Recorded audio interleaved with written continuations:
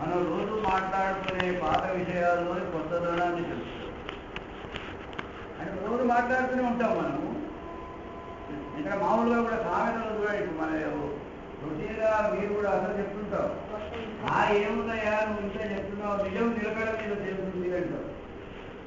నిజం నిలకడ మీద తేలుతుంది అంటే నిలకడ లేనప్పుడు మునిగుందన్నమాట లోపల. నిజం నిలకడ మీద తేలుతుంది అంటే ఏమిటి? నిజం అనేది ఇక్కడ లోపల ఉంది, కనపడకుండా ఉంది. ఆ నిజాన్ని ఆవరించింది ఏమైంది? అది నిలకడగా లేదు, టర్బ్యులెంట్, కదలికలో ఉంది. అది కదలికలో ఉన్నది కాబట్టి అడుగుకు చేరిన నిజాన్ని మనం గుర్తించడం లేదు. రొటీన్గా అంటాం నిజం నిలకడ మీద తేలుతుందయ్యా అంటే ఇక్కడ మామూలుగా మనం రొటీన్గా మాట్లాడినప్పుడు నిలకడ అనేది కాలానికి అన్వయం చెప్తాం, విత్ టైం. అంటే ఇవాళ నువ్వు చెప్పకపోయినా కొన్ని రోజులకైనా తెలుస్తుంది. సో దీనిలో ఆధ్యాత్మిక అంతరార్థం ఏంటి? నిజం అనేది నిలకడ మీద తేలుతుంది అంటే నిలకడ లేనప్పుడు కింద మురిగి ఉంది, నిలకడ లేని దానితో అది ఆవరించబడి ఉంది. ఏ నిజాన్నైతే ఆవరించిందో అది నిలకడ లేకుండా అస్తవ్యస్తంగా టర్బ్యులెంట్గా ఉందన్నమాట. అలా షేకింగ్, ర్యాపిడ్ ఫ్రీక్వెన్సీలో ఉంది కాబట్టి నిజం అనేది తేలు. కాబట్టి నిజాన్ని ఆవరించింది ఎప్పుడైతే నిలకడ చెందుతుందో ఆ నిజం నిలకడ మీద తేలుతుంది. అది రొటీన్గా వ్యావహారికంగా కూడా మనం ఎన్నోసార్లు మాట్లాడుతున్నాం. కానీ దీంట్లో ఉన్న అంతరార్థం కాబట్టి మామూలుగా మనం మాట్లాడే విషయాలలోనే ఆధ్యాత్మికత ఎంతో ఉంది, స్పిరిచువాలిటీ ఎంతో ఉంది. అది మనం రొటీన్గా మాట్లాడుతుంది నిజం నిలకడ మీద. సో ఇప్పుడు కనీసం గురువుగారు ఉన్నప్పటి నుంచే పాదుకా పంచక స్తోత్రాలు చదువుతూనే ఉన్నాం. 5 పాదుకా పంచక స్తోత్రాలు చదువుతూనే ఉన్నాము. అనకూడదు కానీ ఇన్ని రోజులు అది అర్థం చేసుకునే ప్రయత్నం చేయలేదు. ఇటువంటి మీ వంటి జ్ఞానులు వచ్చాక అంటే అంతవరకు మేము మరి వల్ల వేసుకుంటూ ఉన్నాం ఇన్నేళ్ళ నుంచి. మరి దాన్ని అర్థం చేసుకోవాలనే ధ్యాస కూడా రాలేదు, కనీసం రాలేదు.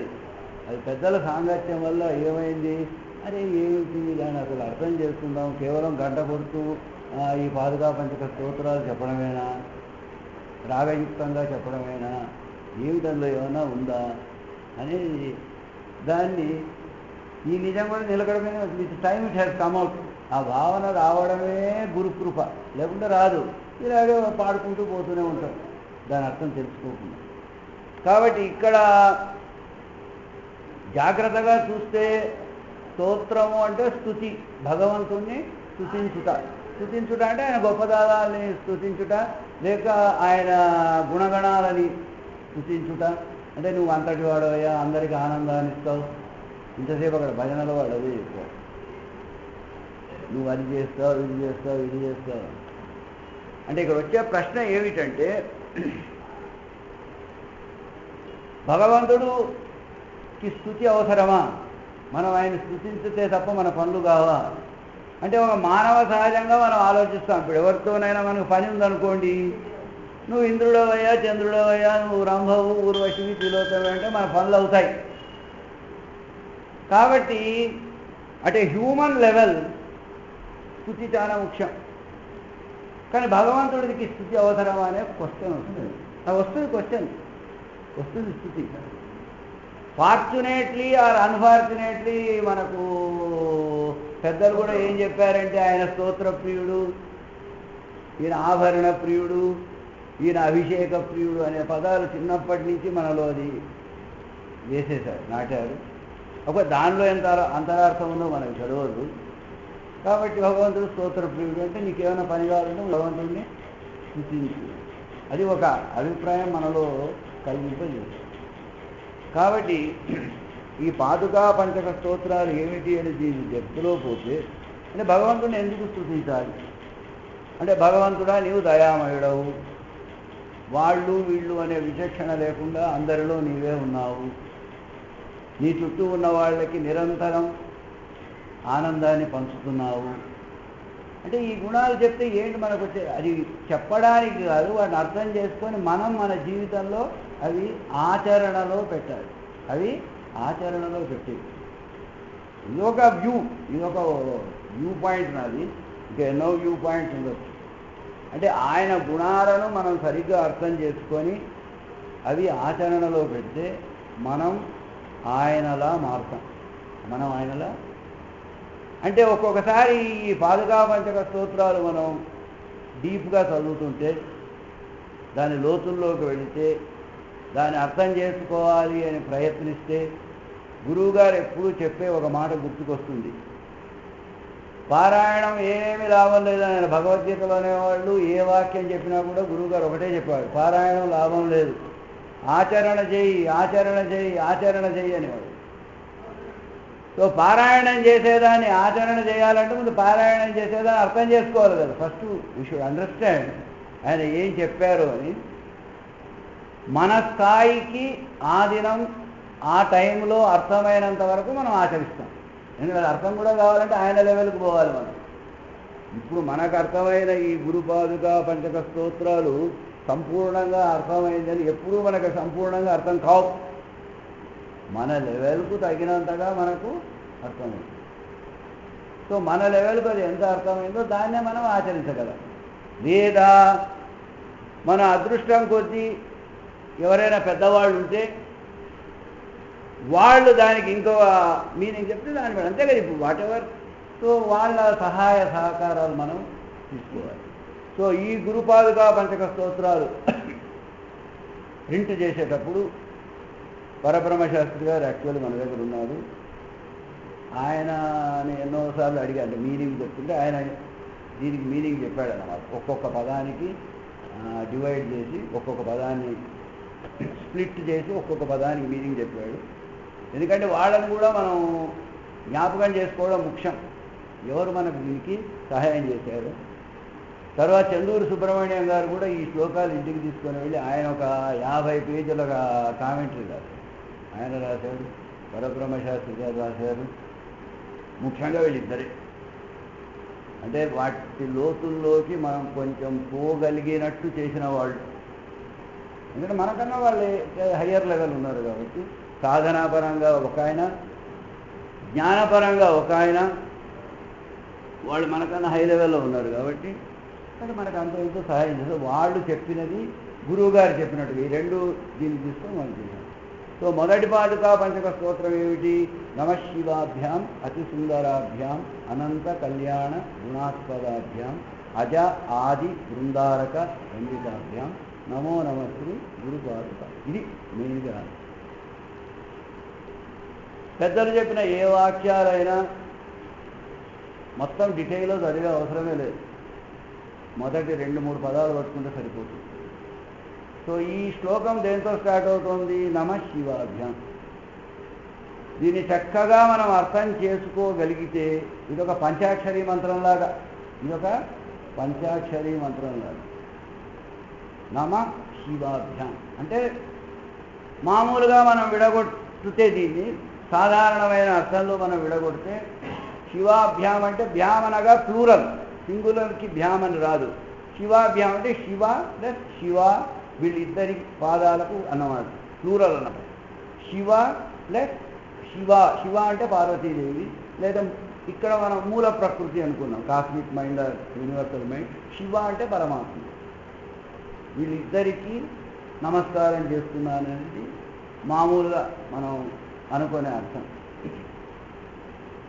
గురువుగారు ఆయన శ్రీనివాసం అనే బుక్లో శివ హ్రస్వం, దీర్ఘం కాదు, శివ అంటే ఏమిటి దానికి మీనింగ్, శివ అనే పదానికి ఆయన అర్థం ఇచ్చారు.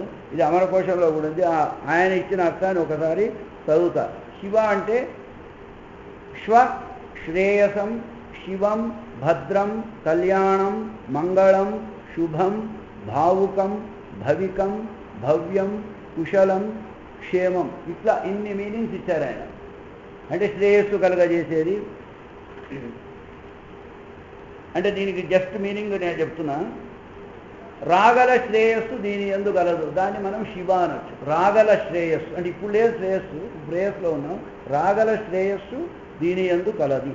ఇంకొక మీనింగు అరిష్టమును స్వల్పముగా చేయలేదు, అంటే మనకేమైనా బాధలు ఉన్నాయి వాటిని తక్కువ చేస్తుంది, దాని ఇంటెన్సిటీని తక్కువ చేస్తుంది.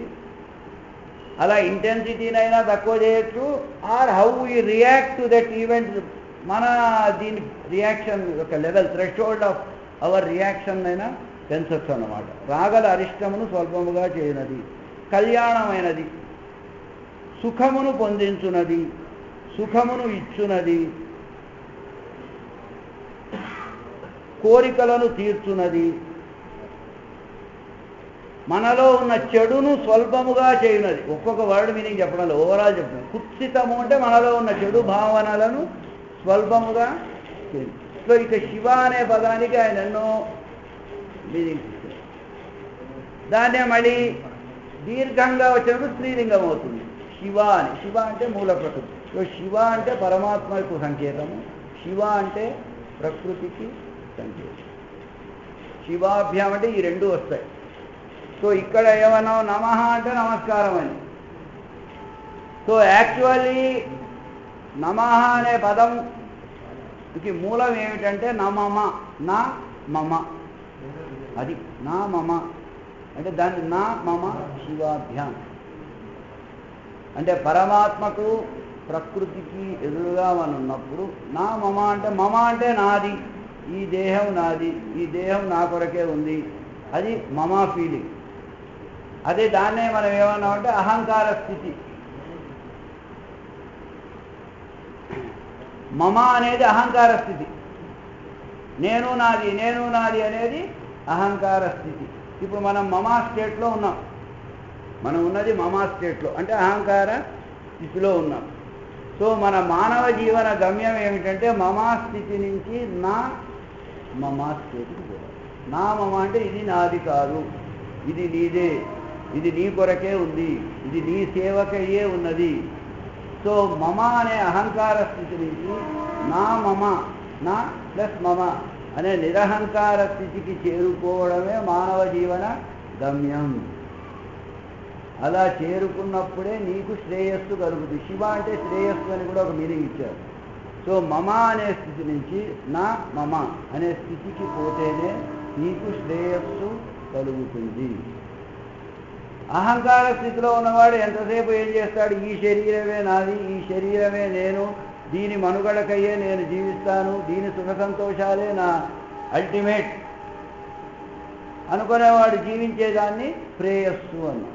ఈ శరీరం కోసమే కేవలం జీవించేవాడికి వాడి భావనను ప్రేయస్సు అన్నాం. ప్రేయస్సు అంటే ఈ మెటీరియల్ పొసెషన్స్, భౌతికమైన వాంఛలు, భౌతికమైన కోరికలు, భౌతికమైన సంపద, భౌతికమైన ప్రగతి. ఎందుకంటే ఇప్పుడు మనం ఏ స్టేట్లో ఉన్నామంటే మనం భౌతికంగా ప్రగతి చెందితే చాలు, నాకు సరిపోతుంది, బాగా చదవాలి, బాగా డబ్బులు రావాలి, అది ప్రేయస్సు. నువ్వు ఎంత డబ్బు సంపాదించినా, ఎంత జ్ఞానం ఉన్నా, ఎంత బలం ఉన్నా, ఎంత ఉన్నా, ఈ శరీరం పోతే అక్కడికి అయిపోయింది. So that is limited to this short span of life. అది ప్రేయస్సు అన్నమాట. అది మమా స్థితి. మనమంతా ఇప్పుడు మమా స్థితిలో. సో అది కేవలం ప్రేయస్సు. కాబట్టి దానికి నువ్వు ఎంత పాటుపడ్డా ఒక్కసారి నీలోని ఆ చైతన్యం అనుకోండి, లైఫ్ అనుకోండి, లైఫ్ ఫోర్స్ అనుకోండి, అది వెళ్ళిపోతే నువ్వెంత సంపాదించినా ఏం రాదు, అంత ఇక్కడే ఉంటుంది, ఏది నీతో రాదు. This property will not come with you. అది మమ. సో అది ప్రేయస్సు. సో ఇక్కడ ఏమంటున్నాడంటే ఆ స్టేట్ నుంచి నా మమా స్థితికి పోవాలి. అంటే ఈ శరీరం నాది, ఇది ఇప్పటివరకు ఈ శరీరం నా ఆనందం కోసమే, ఈ శరీరం, ఈ మనస్సు సంతోషపెట్టడమే నా జీవన ధ్యేయం అనే మమా స్థితిలో ఉన్నాం మనం. కాబట్టి ఇది కేవలం ప్రేయస్సే. నమ శివాభ్యాం అంటే నమమ ప్లస్ శివాభ్యాం. ఇది నా కోసం కాదు, ఇది కేవలం శివాభ్యాం అంటే పురుషుడు ప్రకృతి. ఇక్కడ పురుషుడు అంటే మామూలుగా మన భగవంతుడిని పురుషుడు అంటాం, ప్రకృతి స్త్రీలింగం. సో ఇది కేవలం ఈ శరీరమైనా ఏదైనా ఇది నీ సేవ కోసమే, భగవంతుడి సేవ కోసమే, ఇది ప్రకృతి సేవ కోసమే. ఆ భావనలో ఒకవేళ మనము జీవించగలిగితే మనకు కలిగేది కేవలము శ్రేయస్సే. సో ఇప్పుడు మొత్తం శ్లోకం చదివే అవసరం లేదు. నమ శివాభ్యాం అనేది మనం చక్కగా ఇది ఒక అర్థం చేసుకుంటూ సార్, నమమ ప్లస్ శివాభ్యాం, నీకంతా మొత్తం శ్రేయస్సేపో అని గురువు. సో ఇదొక్క వర్డ్ కాదు. నమః శివాయ. సో దీనికి ఏం చేశారంటే ఇక్కడ మనము ప్రతి శ్లోకానికి కూడా చివర నమో నమ శ్రీ గురుపాదుకాభ్యాం అని ప్రతి శ్లోకాన్ని, అది కామన్, అది ఇప్పుడు మనకు అవసరం లేదు. ఇప్పుడు 5వ పాదుకా పంచక స్తోత్రాన్ని పోవాలి మనం. అనాద్య విద్య హరణేక్షమాభ్యాం అహం మమ ఉన్మత్త గజాంకుశాభ్యాం గళసుధా సౌరభ సంతతాభ్యాం. సంతతాభ్యాం అంటే ఎల్లప్పుడూ, ఆల్వేస్, అది సంతతాభ్యాం. సో ఈ చివరి పదాన్ని, చివరి శ్లోకంలో చివరి పదాన్ని, మొదటి శ్లోకంలో మొదటి పదాన్ని, నీ మానసిక స్థితి, నీ మెంటల్ స్టేటు ఎల్లప్పుడూ సంతతాభ్యాం అంటే ఆల్వేస్ నీవు నా మమ స్థితిలో ఉండాలి. ఎవడో దేవాలయానికి వచ్చినప్పుడు అయ్యా ఈ శరీరం నీదే అని మొక్కడం అంతే లాభం లేదు. అది భౌతికమైనది, అది భౌతికమైనది. ఇది ఒక మానసిక స్థితి అన్నమాట. కేవలం తాత్కాలికంగా ఎప్పుడో ఒకసారి ఈ శరీరం భగవంతుందే, ఈ శరీరం అంతా ప్రకృతిదే అనుకుంటే లాభం లేదు. ఈ యొక్క మెంటల్ స్టేట్, ఈ యొక్క మానసిక స్థితి ఎల్లప్పుడూ నీలో ఉంటేనే నీకు శ్రేయస్సు. లేదు అంటే మటుకు కాటేస్తుంది ప్రకృతి. ప్రకృతి అనేది కాటేస్తుంది. కాటంటే అది నిన్ను మాయ వైపు లాగి మళ్ళా ప్రేయస్సు వైపుకు లాగుతుంది.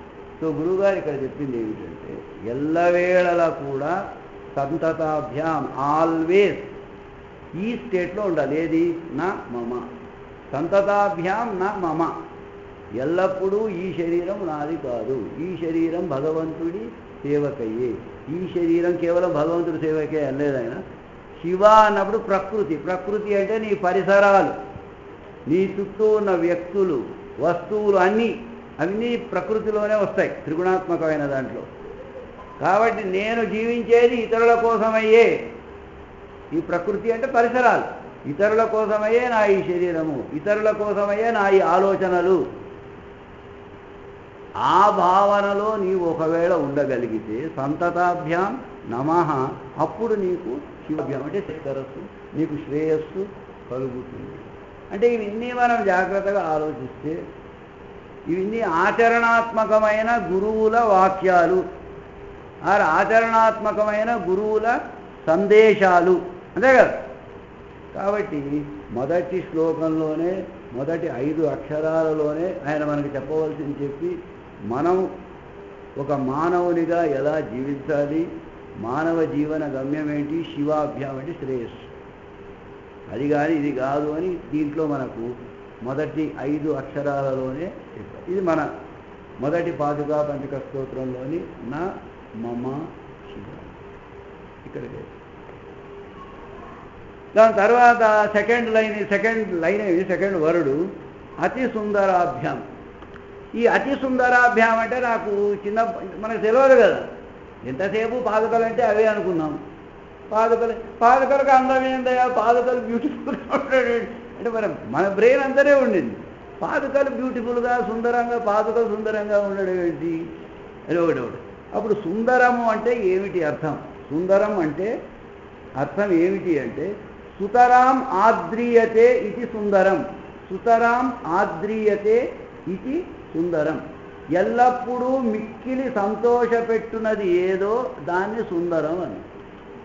ఎల్లప్పుడూ, ఏదో ఒకసారి ఒక అరగంట పావుగంట కాదు, ఎల్లప్పుడూ ఆల్వేస్ మిక్కిలి సంతోషపెట్టున్నది ఏదో అది దానికి సుందరము అని అన్నారు. కాబట్టి సుందరం అంటే అఫ్కోర్స్ ఇప్పుడు ఎట్లా వస్తుందంటే ఇది అందంగా ఉన్నది ఎప్పుడూ మనకు సంతోషమే పెడుతుంది, కానీ సుందరం అనగానే అందంగా ఉన్నదని కాదు, ఎల్లప్పుడూ సంతోషపెట్టున్నది. మిక్కిలి సుతరాం ఆద్రీయతే ఇది సుందరం. ఎల్లప్పుడూ మిక్కిలి సంతోషపెట్టున్నది ఏదైతే ఉందో అది అతి సుందరాభ్యాం. సో మిక్కిలి సంతోషంగా ఎప్పుడుంటాం మనం అనే క్వశ్చన్ వస్తుంది. ఇప్పుడు మనం సంతోషంగా ఎందుకు లేవు? ఎప్పుడూ సంతోషంగా, మిక్కిలి సంతోషం అంటే ఆనందమే, సంతోషం యొక్క హయ్యెస్ట్ ఆనందమే. అతి సుందరాభ్యాం అంటే ఎల్లప్పుడూ మనం సంతోషంగా ఉండాలంటే, ఎల్లప్పుడూ మనం ఆనందంగా ఉండాలంటే ఏవి చేయాలి?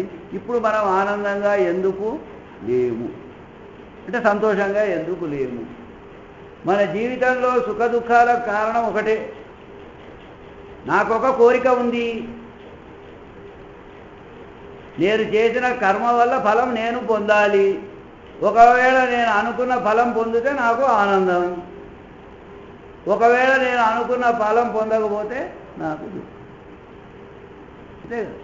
కాబట్టి ఏ కర్మ అయినా మన కోసం చేస్తే, మనం మన కోసమే జీవిస్తే, ఇప్పుడు ఏదైతే మనం జీవిస్తున్నాం జీవితం అంతా బాధాకరంగా ఉండదు, సుఖము ఉంటుంది, దుఃఖం. ఎందుకంటే కోరికలన్నీ తీరవు, కోరికలన్నీ తీరవు ఎప్పటికీ. ఒకవేళ గురువుల దయతో మన కోరిక తీరింది అనుకోండి, అక్కడికి సాటిస్ఫై అయ్యి ఆనందంగా ఉండవు, ఇంకా పెద్ద కోరిక కావాలి. ఎందుకంటే కోరిక ఎప్పుడు, కోరికను ఏమన్నారంటే, కోరికను శ్రీకృష్ణుడు అగ్నితో పోల్చిండు. అనలం అన్నాడు. అనలం అంటే అగ్ని. అనలం అని అగ్నికి ఎందుకు పేరిచ్చిందంటే, అలం అంటే చాలును, అలం అంటే చాలు అని. అనలం అంటే అగ్ని ఎప్పుడు చాలును అన్నది పాపం. అది నువ్వు నూనె వేయి, ఇంకా చాలయా, నూనె అంతా ఖర్చు అయిపోయింది, ఇక ఇంకా ప్రజ్వలిస్తుంది, ఇంకా పోయి ఉంటుంది నువ్వు. సో అగ్నికి ఇంకొక పేరేమి అనలము. అలము అంటే చాలు అని చెప్పేదాన్ని అలం అన్నారు, అనలం అంటే అగ్ని. సో ఈ కోరికను భగవద్గీతలో శ్రీకృష్ణుడు అగ్నితో,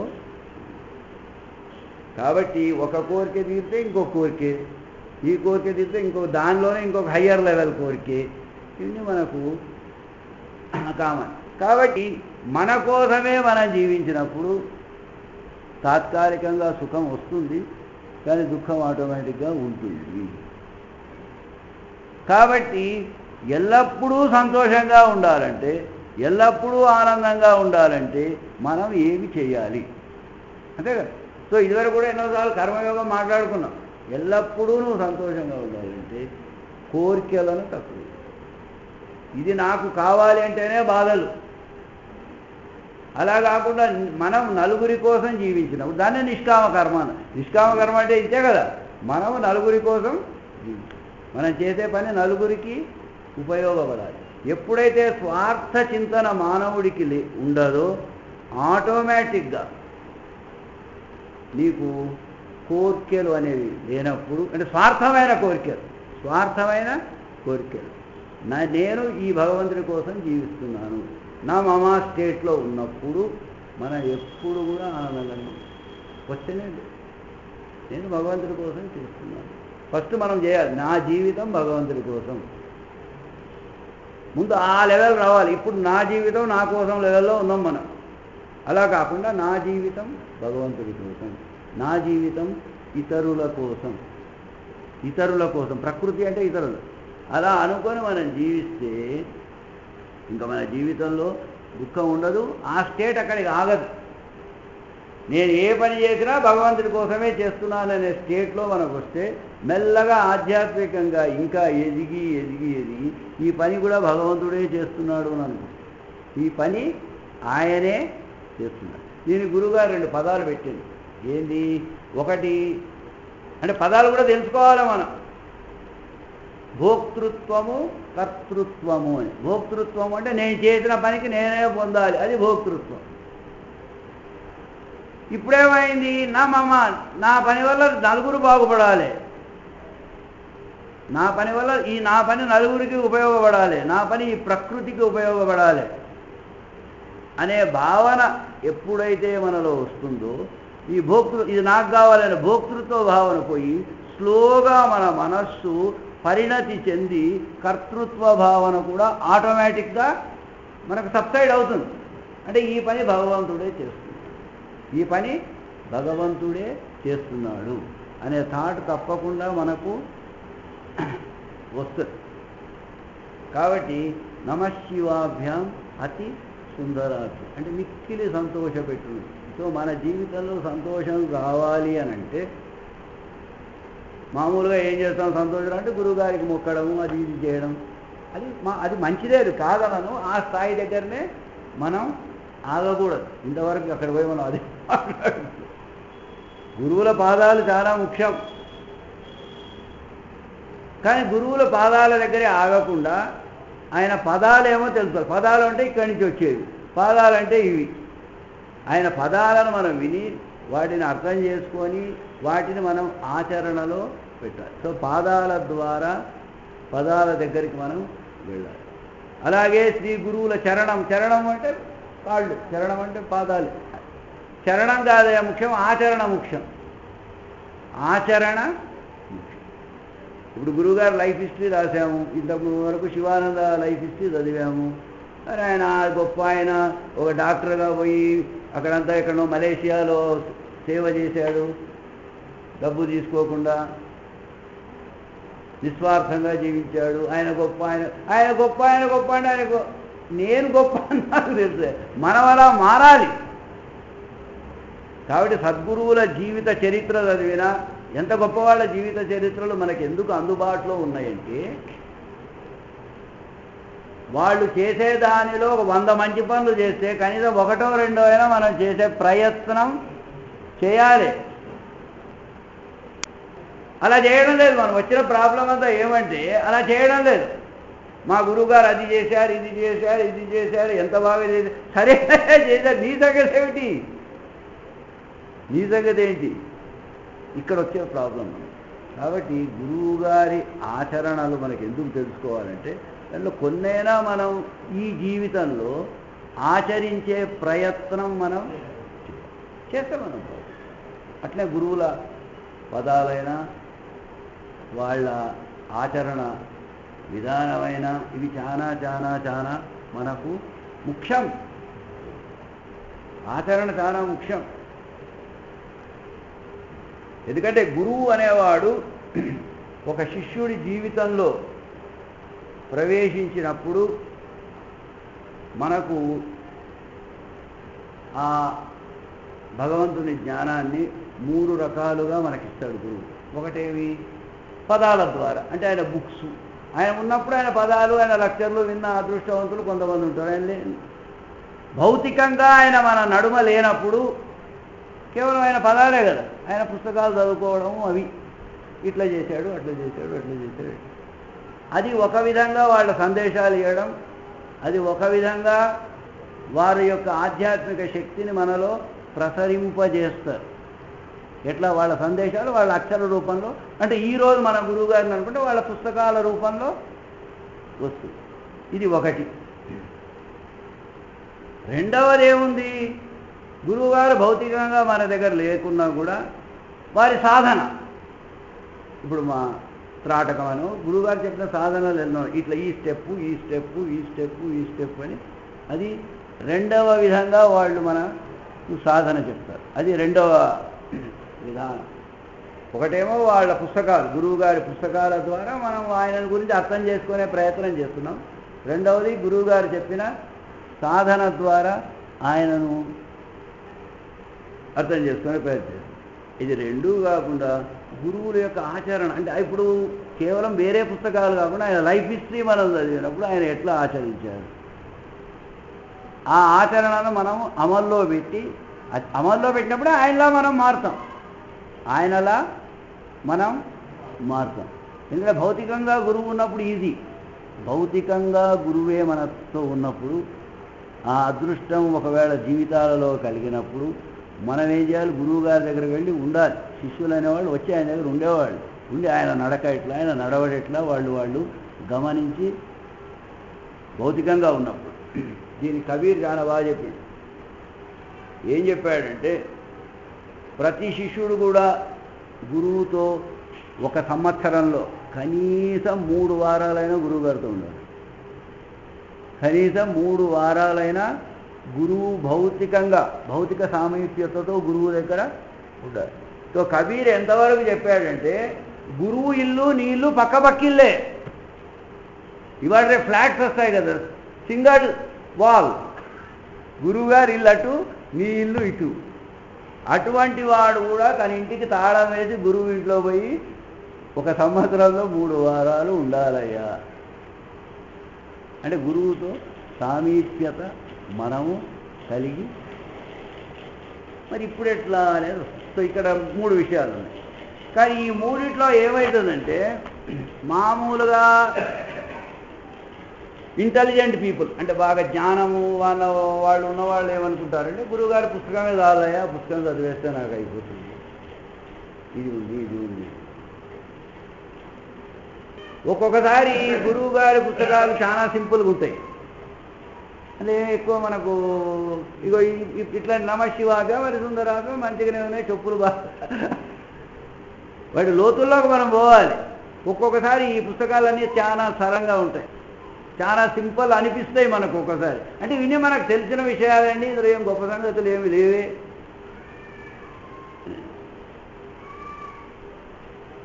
ఇవాళ రేపు చదివే వాళ్ళది ఇంటలెక్చువల్ స్థాయి ఎలా ఉందంటే ఏదైనా విషయం మనకు అర్థం కాకుంటే అది గొప్పది అనుకుంటాం. మనం ఏదైనా విషయం మనకు అర్థం కాకుంటే అది చాలా గొప్పది అనుకుంటాం. మన గురువుల పుస్తకాలు అట్లా ఉండే అవసరం లేదు, చాలా సరళంగా ఉంటాయి, కానీ దాంట్లో చాలా డెప్త్ ఉంటుంది. ఏదో మీద చదివితే మనకు ఏమీ పట్టదు. అట్లా ఉంటాయి ఒక్కోసారి చెప్తున్నా. ఎందుకంటే వాళ్ళు నలుగురిని ఉద్దేశంలో పెట్టుకొని రాస్తారు బుక్స్. కేవలం బాగా సంస్కృత జ్ఞానం ఉండి వాళ్ళే నన్ను అర్థం చేసుకోవాలనే ఐడియాతో వాళ్ళు రాయరు. మనలాంటి వాళ్ళకి ఏమి రాని వాళ్ళని కూడా ఉద్దేశంలో పెట్టుకొని రాస్తారు. ఇటువంటి కొంచెం హయ్యర్ ఇంటలెక్చువల్ అనుకునే వాళ్ళు ఇది ఇంత మనకి తెలియదు, కొత్త సంగతి ఇది, కొత్త సంగతులు చాలా ఉంటాయి. అందుకే గురువుల పుస్తకం ఒకసారి చదివి అల్మారాలో పెట్టేవి కావు, చదువుతూ పోవాలి. ఎన్నిసార్లు చదివితే అన్నిసార్లు ఒక్కొక్క అదే వాక్యము అవే అక్షరాలలో మనకు కొత్త సంగతి తెలుస్తుంది. ఇది గురువు గారి బుక్స్లో ఉన్న ప్రశస్తత. అది ఒకటి. సరే, గురువుగారి సాధన. గురువుగారి సాధన ఇప్పుడు ఆయన ఉన్నప్పుడు ఆయన చెప్పేట ఆయన భౌతికంగా లేనప్పుడు ఆయన కొంతమంది పెద్దలు ఇక్కడ ఆ సాధన చేసిన వాళ్ళు ఉన్నారు, వాళ్ళ ద్వారా మనం తెలుసుకోవడం. సరే, సాధన నువ్వు చేస్తుంది. అర్థమైంది? సో గురువుగారు లిటరేచర్ చదవడం ఒకటి, గురువుగారు చెప్పినటువంటి సాధన చేయటం ఒకటి. మరి దీనివల్ల ఏమిటి? సాధన చేస్తే సరిపోతుందా? సాధనే మన జీవిత గమ్యమా అనేది మనకు వస్తుంది. అంటే ఒక ఆధ్యాత్మిక వ్యక్తి యొక్క జీవన గమ్యం ఏమిటి? సాధనే కాదు, అల్టిమేట్ కాదు. ప్లీజ్ రిమెంబర్, సాధన అనేది కూడా ఒక మార్గం. నువ్వు గోల్ చేరడానికైనా, నువ్వు గమ్యం చేరడానికైనా సాధన అనేది ఒక మార్గం. పూజ అనేది భగవంతుని చేరడానికి ఒక మార్గం. దీని ద్వారా మనం భగవంతుని చేరాలి. మనం ఏమవుతోంది ఇప్పుడు మెజారిటీ, మనం చేసే ఈ సాధనతోనే మనం అట్రాక్ట్ అయిపోయి ఈ సాధననే ప్రేమించి సాధన దగ్గరే ఆగిపోతుంది. సాధన దగ్గరే ఆగిపోతున్నాం. ఇది కేవలం రొటీన్ పూజనే కాదు, ధ్యానం కూడా అంతేమవుతుంది. నేను రోజు పొద్దున ధ్యానం చేస్తున్నా సార్, నాకు చాలా హాయిగా ఉంది, ధ్యానం దగ్గరనే ఆగిపోతుంది. సాధన కేవలం ఒక మార్గం. నీ గమ్యం చేరడానికి ధ్యానం చెప్పింది, నీ గమ్యం చేరడానికి ఇది సార్. అర్థమైంది? ఈ విషయాలు మళ్ళీ మనం తెలుసు. సో సాధన మన గమ్యం కాదు, అంతే కాదు. నువ్వు 10th నేను బాగా రోజు రాత్రి 12 వరకు చదువుతున్నా సార్ అని సంతృప్తి పరిస్థితి ఎట్లా? ఎగ్జామ్లో నీ నంబర్ రావాలి న్యూస్ పేపర్లో, అది నీ గమ్యం. నువ్వెంత గోల్ అది. కాబట్టి సాధన అనే మార్గం గుండా గురువుగారి పుస్తకాలు అనే వాటిని చదవడం, ఇది కూడా ఒక మార్గమే. ఇదొక మార్గం, అదొక మార్గం. అల్టిమేట్లీ మనం చేరవలసిన గమ్యం ఏమిటి? గురువులా మారడం. గురువుగారు లా మారడం అనడానికన్నా గురువుగారు అనుకున్నట్టుగా మారడం అంటే బెస్ట్. ఇంకా ఏం కాంప్లికేషన్. గురువుకి సంతృప్తికరంగా మారడం, గురువుగారికి సంతృప్తికరంగా మారడం. ఎందుకంటే ఇప్పటి మన లెవెల్లో గురువుగారు ఇలా మారడం అంటే ఒక ఆమె కోపం వచ్చింది. ఏం సార్? కోపం వచ్చింది. శివానంద దగ్గర పోయినప్పుడు అక్కడ ఎవరో ఏదో మాట్లాడమంటే ఇట్లనే మాట్లాడుతుంది. మాట్లాడుతుంటే మన జీవిత గమ్యం గురువులా మారడం, శివానందాలా మనం మారాలి, అప్పుడే ఆయనకు సంతృప్తి. శివానందాలా మనం మారడం ఆయన కోపం వచ్చింది. మనం ఇక్కడే ఉండాలి, ఆయన అక్కడే ఉండాలి, ఆయనలా మనం ఎట్లా అవుతాము, ఇది దింపాది అని కోపం వచ్చి మధ్యలో లేచిపోయింది. ఆయన తప్పు లేదు. కాబట్టి అల్టిమేట్లీ ఏంది? గురువులా మనం మారాలి. ఇక్కడ గురువు లేక దేవుడు మనము అన్నప్పుడు చాలా బాధాకరంగా ఉంటుంది. ఇదే మనము మామూలుగా మన మెటీరియలిస్టిక్ లైఫ్లో నువ్వు తీసుకోండి. ఒక డాక్టర్ ఉన్నాడు, బాగా డబ్బులు సంపాదిస్తున్నాడు, బాగా మంచి ప్రాక్టీస్ ఉంది, వాడి కొడుకు నాలాంటి వాడే చదువు గిదువు ఏం లేదు, ఏదో కష్టపడి 10 ట్యూషన్లు పెట్టి చదివించిండు, ఓకే, ఏదో అత్తెరసు మార్కులు వచ్చినాయి, అంటే ఎక్కువ రాలేదు, సరే డొనేషన్ 50 లక్షలు 60 లక్షలు ఇచ్చి ఏ కామినేనిలో ఎక్కడనో చేర్పించిండు డాక్టర్, మెడికల్ కాలేజీలో కొడుకును చేర్పించిండు. ఎందుకు చేర్పించిండు? పైసలు ఎక్కువయ్యా, వీడు నాలాగా కావాలి అనుకునే కదా. కానీ కొడుకు ఏం చెడు అలవాట్లు లేవు, కొంచెం మైండ్ తక్కువ, కొద్దిగా బుద్ధి తక్కువ, మనలాగా లెస్, చెడు అలవాట్లు ఏమీ లేవు, చాలా మంచివాడు. సరే వాడు మెడికల్ కాలేజీలో సీట్ వచ్చింది, నాయనకు 60 లక్షలు వదిలినాయి. వాడు పొద్దున లేయగానే నాయన నువ్వు కుర్చీలో కూర్చోమన్నాడు. కుర్చీలో కూర్చోగానే నాయన కాళ్ళంతా శుభ్రంగా కడిగి అగరొత్తి వెలిగించి నాయన కుర్చీ చుట్టూ తిరగడం మొదలుపెట్టాడు. నువ్వు చాలా గొప్ప నాయనవు, నీ అటువంటి నాయన అసలు ఎంతమందికి ఉంటుంది, నా పూర్వజన్మ సుకృతం వల్ల నీ నాయన నాకు వచ్చాడు, నీ పాదాలు నేను వదలను అని పట్టుకున్నాడు. వాళ్ళ నాయన ఏదో మొదటి రోజు మానవ సహజంగా ఏదో అంతో ఇంతో పొంగి ఉండవచ్చును, రోజు ఇదే చేస్తే కాలేజీ బస్సు వచ్చి కూడా హారన్ కొడుతున్నాడు డ్రైవరు, బస్సు ఎక్కాలి అక్కడికి పోవాలి. ఇప్పుడు నాయనకి ఎట్లుంటుంది? కోపం వస్తుంది, కోపం వస్తుంది. వీడు ఎంత పూజ చేసినా ఎన్ని చెడు అలవాటు లేకున్నా నాయనే దైవం అనుకున్నవాడు, అది కాదు కదా గమ్యం. అలాగే మన అందరికీ నాయన భగవంతుడు, మరి ఆయన కూడా ఒక చిన్న కోరిక ఉంటుంది, ఏవి? వీడు ఎలాగా తయారయ్యాడు, వీడు నాలా తయారు కావాలి, వీడు నాలా. నేను భగవంతుడికైనా మించింది నాయన అనుకోవచ్చు. ఇప్పుడు నేను ఎండి కాబట్టి నా కొడుకు డిఎం కావాలి నేను అనుకోవచ్చు. ఫార్చునేట్లీ అది అన్ఫార్చునేట్లీ భగవంతుని మించింది లేదు కాబట్టి వీడు కూడా నాలా, వీడు నా అంతటి వాడైతే ఎంతో బాగుంటుంది, అట్టి నాకు నా అటువంటి మంచి గుణాలు అతి సుందరాభ్యాం అనంత గుణాస్పదాభ్యాం ఇటువంటివి రావాలి అని ఉంటుంది కదా భగవంతుడు. తప్ప ఆయనకు ఏమైనా ఉంటే కాబట్టి బాబు మనం ఏం చేయాలి? భగవంతుడు ఏవైతే సూత్రాలు చెప్పిండో ఆయన డైరెక్ట్గా మాట్లాడకుండా పెద్దవాళ్ళ ద్వారా చెప్పిస్తాడు, లేదా ఆయన ఒక మానవాకృతిలో మన నడుమ వచ్చి జీవించిన ఒక కృష్ణుడు చెప్పిండు, కృష్ణుడు భగవంతుడే, ఏదో 4 మంచి మాటలు చెప్పిండు, అది మనం అర్థం చేసుకొని ఆచరణలో పెట్టి ఆయనల్లా. సో ఇది భగవంతుడి యొక్క ఆశ. సో మనం అలా మారడానికి ఇవి చెప్పారు. సో ఇక్కడ మనం కమింగ్ బ్యాక్ ఈ పాదుకా పంచక స్తోత్రంలో మొదటిది ఏంటి? గురుగారు చెప్పింది నా మామ శివ, అంటే నీవు ఇతరుల కోసం జీవించాలి. ఈ శరీరం నాది కాదు, ఈ శరీరం నీదే, ఈ శరీరం ప్రకృతి కోసమే, ఈ శరీరం భగవంతుని సేవ కోసమే అని అనుకున్నప్పుడే నీకు శ్రేయస్సు జరుగుతుంది. అంటే నీకు కావలసిన గమ్యం, ఎందుకంటే మనకు ప్రేయస్సు కావాలని మనం అనుకుంటాము, గురువు ఏమనుకుంటాడు? మనకు శ్రేయస్సు కావాలి. భగవంతుడికి ఎప్పుడు కోరేది మన శ్రేయస్సును, మనం కోరేది మన ప్రేయస్సును. సో అలా ఎలా ఉండాలంటే అతి సుందరాలు. సో ఈ కళ్యాణ గుణాన్ని మనం చేసుకోవాలి, అంటే ఎల్లప్పుడూ ఇతరులను సంతోషపెట్టేలా మనము జీవించాలి. ఇది భగవంతుడి గుణంగా. ఇది రెండవది, అంటే you should always give so that others are happy. నీ చుట్టూ ఉన్నవాళ్ళు ఎప్పుడు హ్యాపీ ఉంటారు, నువ్వు వాళ్ళ కోసం పాటుపడితే హ్యాపీ ఉంటారు, అవునా కాదా? నువ్వు రామకృష్ణారెడ్డి దగ్గర నుంచి ఒక కళాఖండ్ డబ్బా చేసి తలుపులు వేసుకొని నువ్వు మీ ఆమెది నలుగురికి హ్యాపీ కావాలంటే నువ్వు తెచ్చింది కర్మ ఫలము నలుగురితో పంచుకొనేది తినాలి. అసలు నలుగురి కోసం జీవించేవాడు చాలా గొప్ప. వద్దు అంటే ఒక ముక్క నాకు మా భార్యకు మిగతాది మీకు అనుకున్నప్పుడు others will be happy. So అలా మనం జీవించాలి. అప్పుడే మన చుట్టూ ఉన్న వాళ్ళందరినీ మనం మిక్కిలి సంతోషపెట్టిన వాళ్ళము అవుతాము. అతి సుందరాభ్యాం. అలా నలుగురిని సంతోష పెట్టాలి అంటే మనలో ఏముండాలి? ఏదో ఉండాలి, సమ్ క్వాలిటీ మనలో ఉండాలి. అది మూడవది అనంత కళ్యాణ గుణాస్పదాభ్యాం. అనంత కళ్యాణ గుణాస్పదాభ్యాం అంటే ఇతరులకు పరిమితి లేని సుఖమును కలిగించే గుణాలు మనలో ఉండాలి. ఇతరులకనే మన చుట్టుపక్కల ఉన్న వాళ్ళకి పరిమితి లేని, అంతులేని లేక సంపూర్ణమైన సుఖమును కలిగించు గుణములను కలిగిన వాడ. అనంత కళ్యాణ గుణాస్పదాభ్యాం. ఆస్పదాభ్యాం అంటే సంపూర్ణముగా కలిగినవాడ. కాబట్టి మన చుట్టూ ఉన్న వాళ్ళందరూ ఆనందంగా ఉండాలి అనే భావన అంటే మన గుణాలు మారాలి. ఆ గుణాలనే ఉన్నారు కళ్యాణ గుణాలు. అంటే ఇతరులకు కళ్యాణమే కళ్యాణం అంటే శ్రేయస్సు,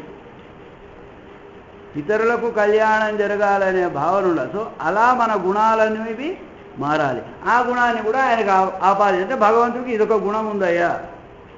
సో మొదటి పాదుకా పంచక స్తోత్రంలో భగవంతుడి గుణాలుగా గురువుగారు వర్ణించారు. కేవలం ఆ గుణాలే చెప్పుకొని అవి చెప్తే భగవంతుడు ఏదో మనకు లడ్డూ చాక్లెట్ ఇస్తాడని కాదు, మనము అలా మారాలి. నమమ శివాభ్యాం అతి సుందరాభ్యాం అంటే మిక్కిలి సంతోష పెట్టేవాడు. అంటే అందరినీ మనం మిక్కిలి సంతోష పెట్టాలంటే ముందు మన గుణాలు మారాలి. అనంత కళ్యాణ గుణాస్పదాభ్యాం, ఆ కళ్యాణ గుణాలు మనలో రావాలి, మన గుణాలు అనేవి మారాలి, మన గుణాలు అనేవి అనంత కళ్యాణ గుణాస్పదాభ్యాం. సో ఇంత గుణాలు మారితే ఏమవుతుందయ్యా? ఏమి దీనివల్ల? అందరూ నిన్ను సేవిస్తారు. ఇంకా నిన్ను సేవించని వాడు ఉండడు. ఇటువంటి కళ్యాణ గుణాలు ఆ భగవంతుడికి ఉన్నాయి కాబట్టి పరమాత్మ, God is different from gods. దేవుడు దేవతలు, ప్లీజ్ రిమెంబర్ దిస్, కానీ ముఖ్యం. దేవుడు వేరే, దేవతలు వేరే. ఇటువంటి కళ్యాణ గుణాలు ఆ భగవంతుడికి ఉన్నాయి కాబట్టి అజాది బృందారక వందితాభ్యాం. అజ అంటే జన్మ లేని వాళ్ళు అని వాళ్ళకి, అజ అనే దాంట్లో ముగ్గురు త్రిమూర్తులను కలిపాడు, బ్రహ్మ విష్ణువు మహేష్. అజ అంటే త్రిమూర్తులు, ఆది అంటే అదర్స్, అజ ఆది. బృందారకులు అంటే దేవతలు. త్రిమూర్తులే కాకుండా ఇతర దేవతలు కూడా ఆ భగవంతుడు అంటే ప్రకృతిని, పురుషుణ్ణి ఎప్పుడూ వందనం చేస్తుంటారు. అజాది బృందారక వందితాభ్యాం. అజాది బృందారక సో అజ అంటే బ్రహ్మ విష్ణువు శివుడు. కాబట్టి ఇన్ని కళ్యాణ గుణాలు ఉన్నాయి కాబట్టి దేవతల చేత నమస్కరింపబడేవాడు ఎవరు? పరమాత్మ. ఆ స్థాయి వరకు పోవాలి. నమో నమస్త్రీ గురు పాదుకాభ్యాం. సో ఇక్కడ నమో నమః రెండుసార్లు పెట్టిండు. అక్కడ నమమ, ఇక్కడ అంటే నమస్కారము నమస్కారం అని. నమో నమః రెండుసార్లు అన్నాడు. నమస్త్రీ గురుపాదుకాభ్యాం అనలే, నమో నమస్త్రీ అంటే రెండుసార్లు. నమో నమస్సు నమస్కారము నమస్కారం అని. నమో నమస్త్రీ గురు పాదుకాభ్యాం. ఈ గురుపాదుకాభ్యాం అంటే కూడా అక్కడ శివాభ్యాం అంటే కూడా ఒకటే. ఎందుకంటే మనం ఇంట్రడక్షన్లో మాట్లాడుకున్నాం, గురువు అంటే పరమాత్మ, గురువు అంటే పరమాత్మ లేక శివుడు. పాదుకాభ్యాం అంటే రక్షించే ప్రకృతి అనుకున్నాం. సో గురుపాదుకాభ్యాం అంటే పురుషుడు ప్రకృతి ఇద్దరికి నమస్కారం అంటే, పురుషుడికి నమస్కారము, ప్రకృతికి అందుకే రెండు సార్లు పెట్టిండు. నమో నమ శ్రీ గురు పాదుకాభ్యాం. సో గురు పాదుకాభ్యాం, గురు ప్లస్ పాదుకా, భ్యాం అంటే ప్లూరల్, పురుషుడు మరియు ప్రకృతి. ఈ శివాభ్యాం అన్న, సో అక్కడ శివాభ్యాముని కూడా ఇట్లా మీనింగ్ తీసుకోవచ్చు. లేదంటే అక్కడ మనం నవమ స్టేట్లో నుంచి నీకు శ్రేయస్కరము వస్తుంది. సో ఈ మొదటి శ్లోకం అంతా సాధారణ అర్థంలో మనం తీసుకుంటే ఆ భగవంతుని యొక్క విశేషమైన కళ్యాణ గుణములను స్తోత్రించేది అలా అనుకోవచ్చు. లేదంటే ఈ కళ్యాణ గుణాలను సద్గురు కృప వల్ల, ఆయన చెప్పిన సాధన వల్ల మనకు ఆ కళ్యాణ గుణాలు రావాలి. ఇందులో డాక్టర్ ఎగ్జాంపుల్ చెప్పింది దానికే. అంతటి డాక్టర్ కావాలని కదా తండ్రి కోరిక. అంతటి డాక్టర్ కావాలంటే ఆయన గుణాలు రావాలి. ఆయన గుణాలంటే ఆయనలాగా కష్టపడి చదవాలి, ఆయనలాగా చేసుకోవాలి. ఎప్పుడు డొనేషన్ అంటే ఇక్కడ నడవదు. సో ఈ స్తోత్రాలు అనేది అంటే నా వరకు నేను అనుకోవడం అంటే ఇవన్నీ ఆచరణీయమైన ఆదేశాలు. ప్రతి వాక్యం కూడా మనం అలా మారడాలి, మనం అలా మారాలి. అలా మారితే నీకు ఇది అవుతుంది.